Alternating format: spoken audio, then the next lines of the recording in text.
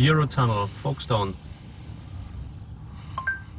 Showing results for Eurotunnel, Folkestone. 2 hours 40 minutes. 164 miles.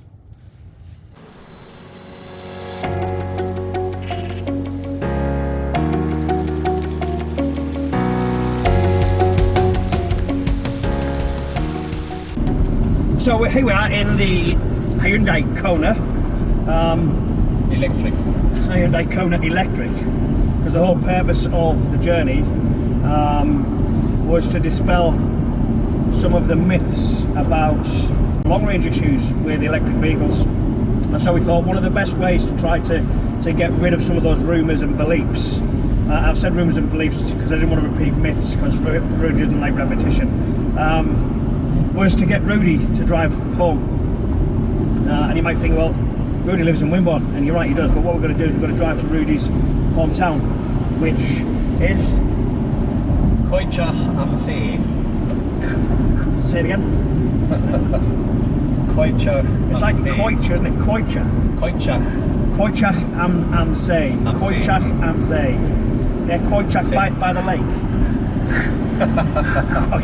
Keutschach, it's like Welsh, isn't it?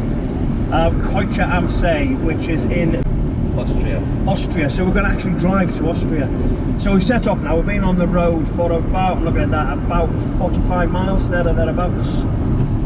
The gasometer, about as technical as I get as far as EVs is concerned. The GOM is now on, what's that, 210? 210 miles. 210 miles. So we're going... I can tell you exactly how much we went. I thought that was that top figure there. Yeah, sorry. Yeah, so now on 45.1 miles. We're going via the Channel Tunnel, so that we can get on the train and get across towards Calais. Hopefully we'll get somewhere to charge in Folkestone. It's a natural break anyway, so that will be the best opportunity to try to pump some juice back into the batteries. Once you get the other side, I thought we would just experiment and see how far we're getting. However, Ruedi Doody here, whose knowledge of EVs is better than mine, has informed me that he's actually already sort of calculated that we'd get as far as Koblenz, so we've got a hotel booked down somewhere near Koblenz. So yeah, we'll keep you updated. We'll see how things go. If you got any comments, any questions, drop them in the comments.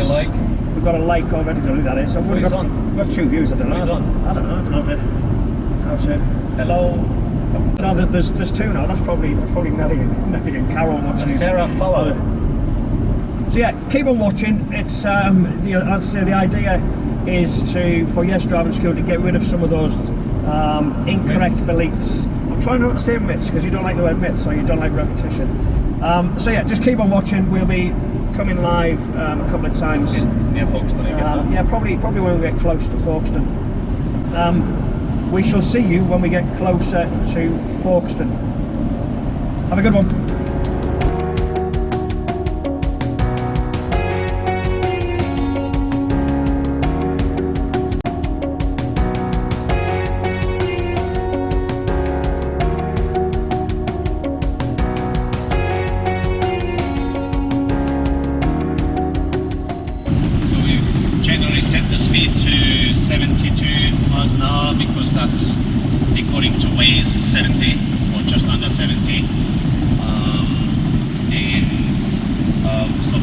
73 miles, which gives us a good average, and we've averaged 3.4 miles per kilowatt hour. Sorry, not 73 miles, we've done 93 miles, sorry, 93 miles in 1 hour 34 minutes. Temperature is 7 degrees, that affects the range a little bit as well. It's been quite, the Viper's been on most of the time, lights have been on sometimes, not all of the time. So yeah, 3.4 miles per kilowatt hour is the average for that, and that is, let me work it out, 64 times 3.4, 220? Wait. 64 by 3.4 is 217.6. Far off, was that? Yeah. So, oh yeah, so that's the correct range then. Sorry, what was the range then? 217 is is how much we would be able to drive with the 64 kilowatt-hour battery. At this sort of speed, in this sort of conditions. With that, yeah. Right. Okay. So I'm guessing if we were to sit at sort of 60-ish, an average of 60-ish, you would set that at 60 instead of 70 to get a longer range. Yeah, probably go up to about 3.6 or something. Yeah. 3.7, it's only going to put another 15 miles.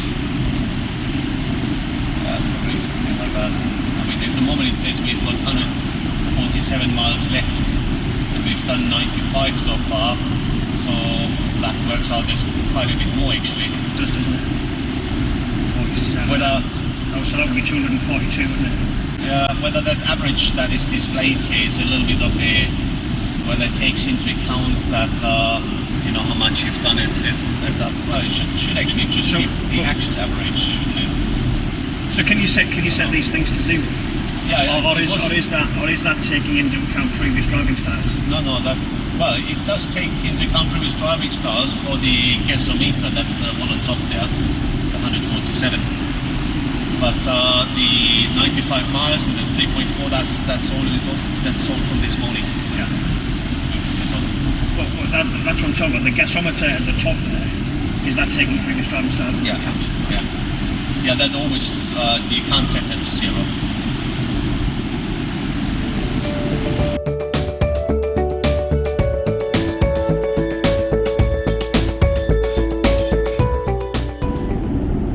So we are now, what are we, 13 miles away from the Eurostar.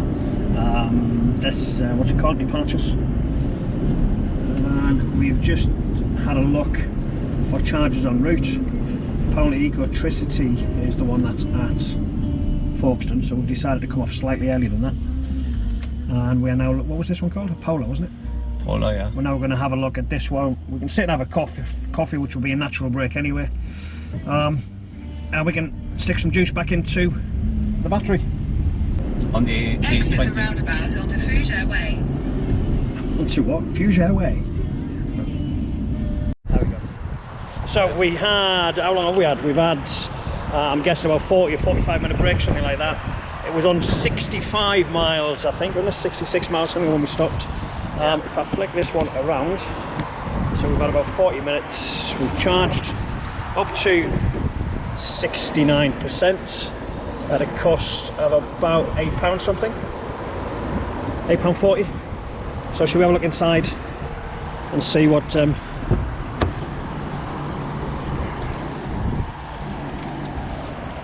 this is saying now. Wow, look at that. So inside 40 minutes or so, we've got it up to 189 mile range. If we had another to Wetteren. Okay, so next stop we calculate about 160 miles away.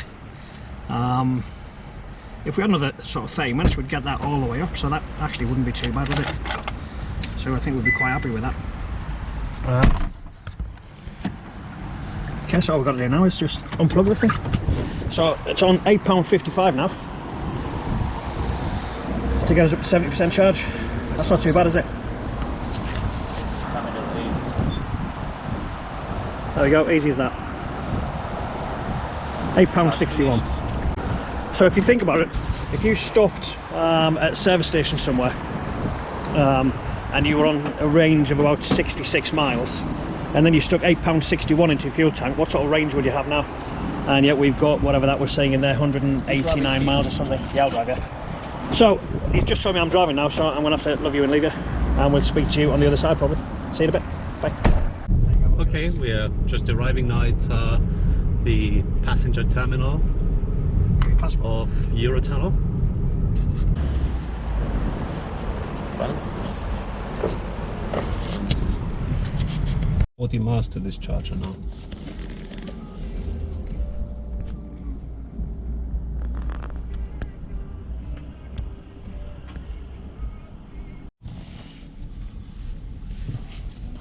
Oh, tune.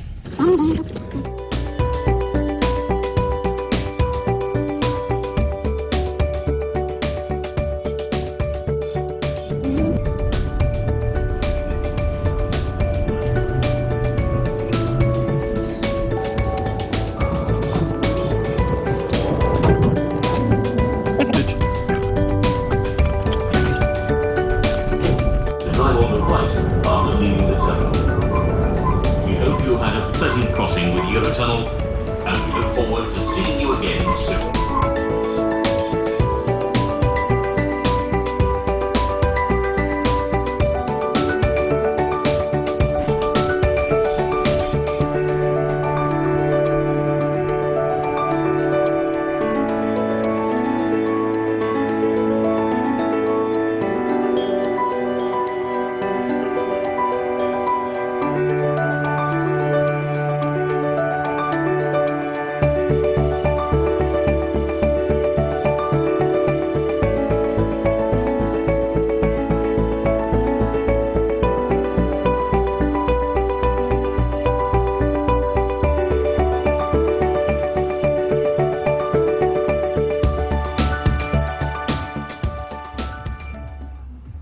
So we've just arrived at Limburg Fastnet charging station.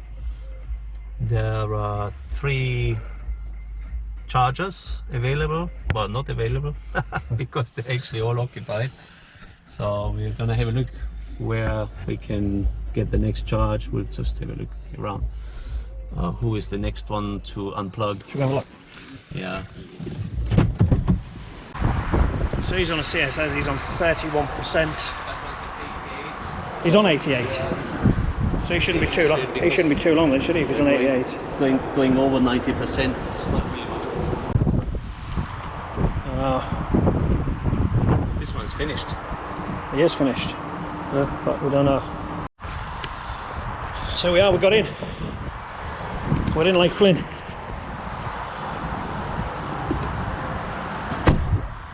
With Rudiger sorting out the Fastnet. Oh, look at that, we've gone all the way down to 6%.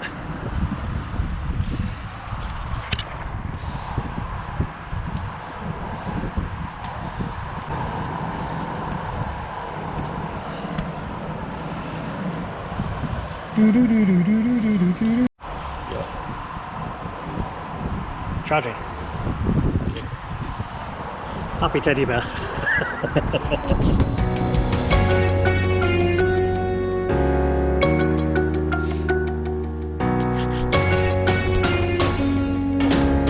Now it's all been a little bit too much for Ruedi Doody. He's collapsed onto his bed.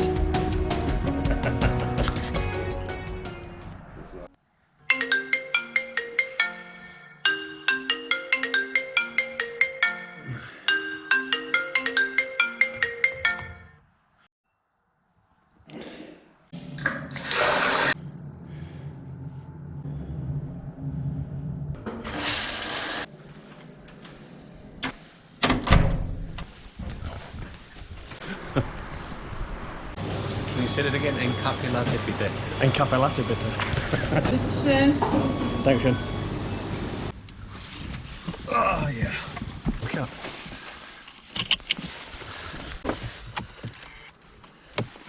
That does. Green energy. In German. Yeah, so here we are then, start of day 2. After probably one of the worst night's sleep I've had in a long time, because we were on that straw mattress thing. No, it's because you forgot the earplugs. Ruedi brought earplugs along. When we shared a room before, he said I snored. Oh my dear Lord. It was like a chorus of walrus in that room coming from that side of the room. So yeah, here we are. Probably look a little bit tired there. So yesterday we covered a total of 529 miles. We averaged 3.3 miles per kilowatt hour.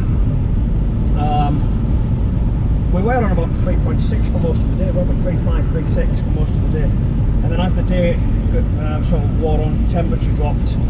I was behind the wheel, and I think my right foot maybe has got a little bit heavy as well in the sort of day-restricted areas of the motorway. And dropped down to 3.3. We had a total of, if we're including the final stop where we overnighted, we've had a total of 4 stops, which I think is probably decent, because I remember we both had 2 driving stints apiece. think probably all but one of those would have been a natural stop if I'd have been driving this in a combustion engine car anyway, for food and just a bit of a leg stretch. I tend not to drive more than about 2 hours without taking a break anyway. So yeah, here we are, start of day 2. When we set out, we had a range of 206 miles. I think our next destination, all of that's in K's, was about 180k away or something, wasn't it? Yeah, Not 140. Nowhere in there. Can't be 140 really, otherwise we're going backwards because that's on 163 now. So I think it was 180 or something like that along those lines. And that's where we're going to stop for our breakfast. We stopped in McDonald's and just grabbed a coffee to go, and we're going to have some breakfast in about an hour and 25 minutes. The start of the day, mileage was on 24221, 24,221, so we'll see where we are at the end of this day as well. The weather, although it seems to be picking up now, was a little bit stinky when we first set out. We've had the wipers on fairly rapid as well. Okay, we shall see how the day plans out. See you in a little while.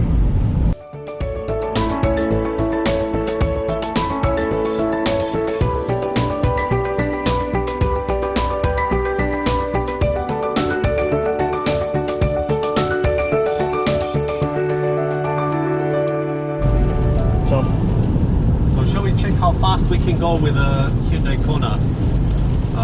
Do I look cool enough? Yeah? Let's have a look at the speedometer now. Okay, I'm squeezing. Woo! Wow, it picks up speed, really, you know, even at this. Wow. Oh, that's it. You can literally feel, as soon as it hits 111, you feel like there's no more, it just stops there.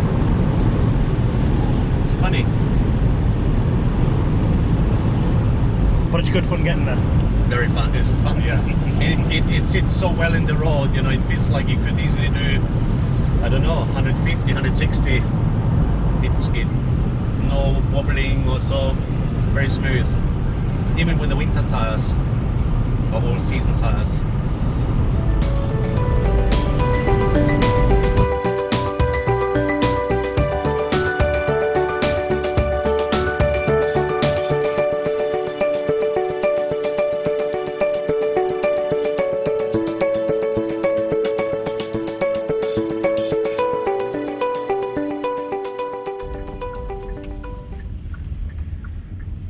Do you reckon he's looking for the same? I doubt that. No, look at the exhaust on the back. Unless he wants to charge his dog. You can't beat a bit of sarcasm, can you?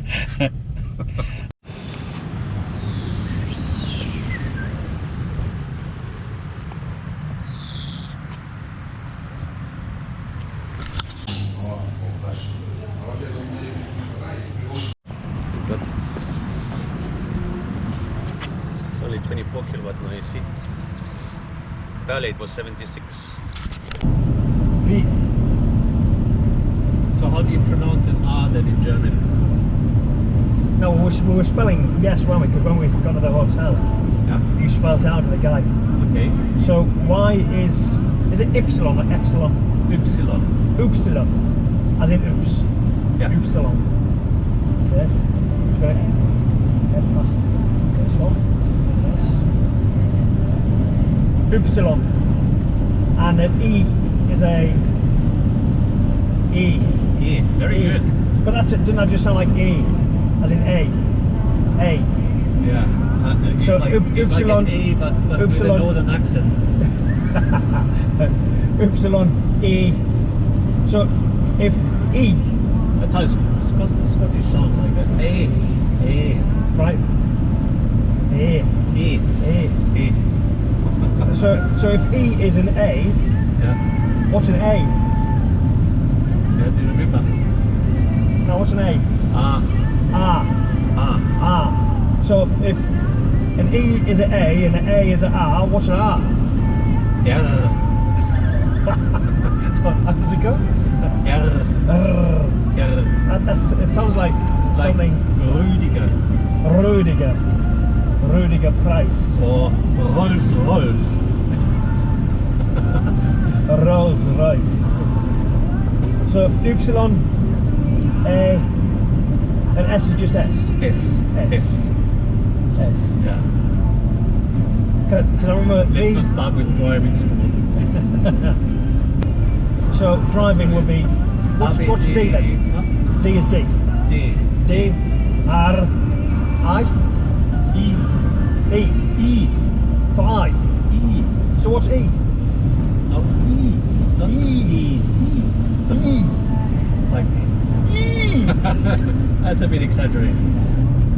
Right. Okay. E. Hang on. Let's get this right. E. So E is A. E is A. I is E. A is R and R is R. It's confusing, isn't it?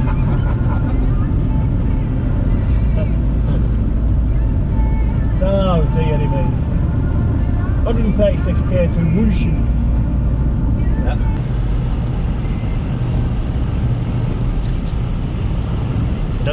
We've used it, I imagine, 2012 or so when the first Leafs were out. Must have been quite a challenging way to travel. I mean, now you've got these Ionity chargers and they do like 150 kilowatt and so on, or even 50. So Yeah, but back then, I mean, how quickly could the Leaf charge?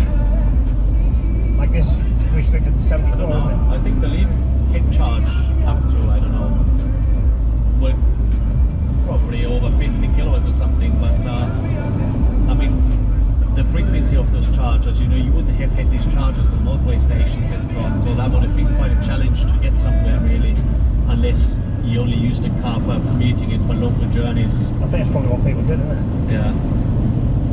They'll probably still use the combustion engine cars for longer journeys.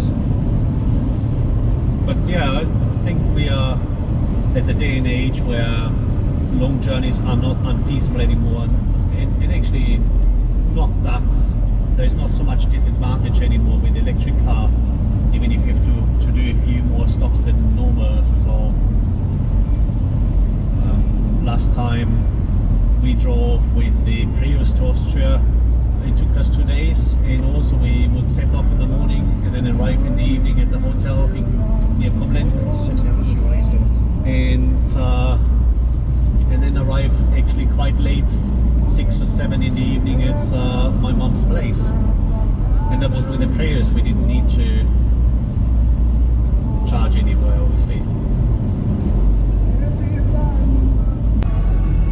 Just approaching Rasthof Köchinger. Is that the one where you suggested that we could have our next charge?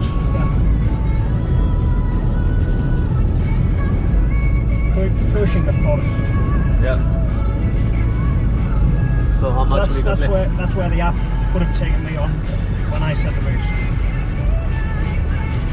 I can't see the chargers. Well, I mean, we are going faster, 131k an hour. So. Well, let's hope we'll get to the next one. Well, we've got 26 miles to go and 39 in the tank. So Okay. difference of 13 miles.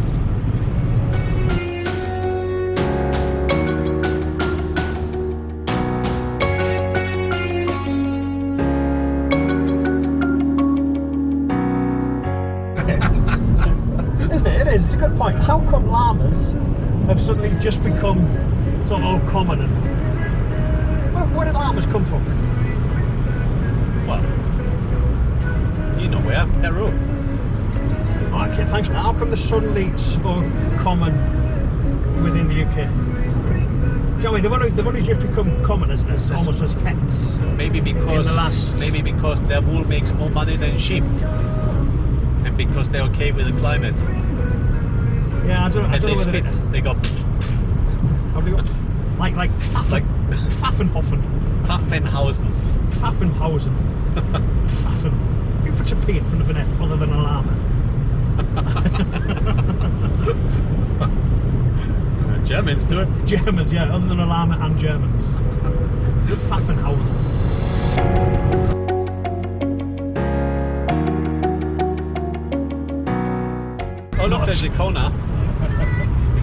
electric. There's no exhaust on it.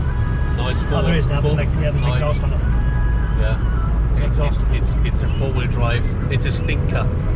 We don't stinker corner. say hello to stinkers. We're not waving at stinkers. No.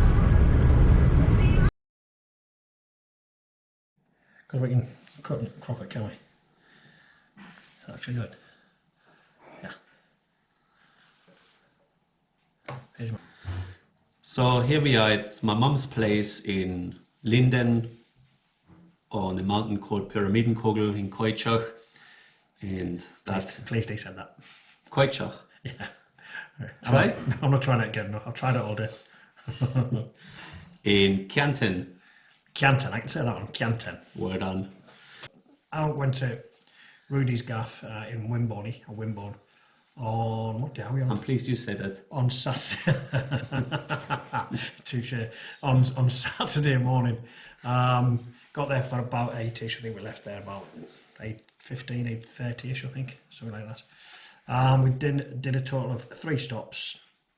A little bit of a Brucey bonus on the Channel Tunnel actually, because we were counting that within the range of the vehicle, but actually we're sitting on a train for 33 miles, so that also meant, I guess, that the stop that we had before we got under the train was probably unnecessary. We would have probably made it all the way to our first stop without that, possibly. So on day one... But then we were so used to the chargers in the UK are not very reliable. Yeah, there is that so kind. we thought like, better we try somewhere where it's not that urgent. And later on we found out actually in Europe it seems the chargers are much more reliable. Very in fact, yeah. So yeah, day one, just to recap, we had 529 miles in total from Ruedi's gaff to our hotel in Limburg. We averaged 3.3 miles per kilowatt hour, which was decent actually. 4 stops including the overnight. Yeah, there was a fantastic charger there, very nicely designed with lots of solar panels on top. Yeah, I'm gonna get a photograph. I don't know. Didn't get a photograph, but it was already late as well. Yeah, I meant to do it this morning. The next day in the morning it was a bit drizzly, wasn't it? It wasn't very nice. Yeah. We started off with quite a bit of rain, drizzly rain kind of type until about Frankfurt, and then it started to the sky started to open up, and as we then drove through Bavaria, it was fantastic, nice weather. I suppose we're going to include some footage of that anyway. Yeah, there's lots of it. And so on the second day we did 3 stops, and in total 503 miles, 503.2 miles, and we averaged less, 3.1 miles per kilowatt hour only. It could be because we were driving through the mountains. It was cold in the morning, colder. Well, then during the day it was warm again. I think the average or the speed on German motorways really knocked the range down quite a bit. Well, we found out one of the de-restricted parts that once you get to 110 miles per hour in the Kona, it just stops accelerating. It is smooth as butter getting up to 110, but then it just stops from there. We didn't drive much like that though. It was like literally a few seconds only. Twice. Not me. Well. So I guess we were a little bit disappointed with that sort of drop in the average weather. Yeah, but it does make a big difference. I mean, through Belgium it was 120, wasn't it? Yeah. Kilometers an hour, and then we didn't drive much in Germany at the end of the first day. And the second day we drove a lot more, because also throughout all these unrestricted areas we drove 130 most of the times, and then in Austria it's even there is restriction, but that's to 130 as well. That said, the predictions that we made were pretty spot on. Yeah. So this route planner is called a better route planner. It's a fantastic tool to plan those things through Europe, and that was very accurate.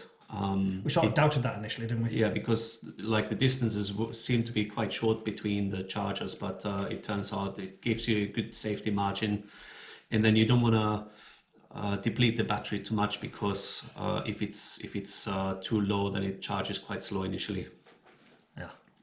And you only can charge up to 80% really, because after 80% it really starts to drop the charging speed quite significantly. It's like some of the chargers we had 76 kilowatt, and once we got to around over 60% of battery capacity, it started to drop, and then by 80% it was around 24 kilowatts or something like that. It wasn't fast, was it? Most of them, and it's not worth waiting. Yeah.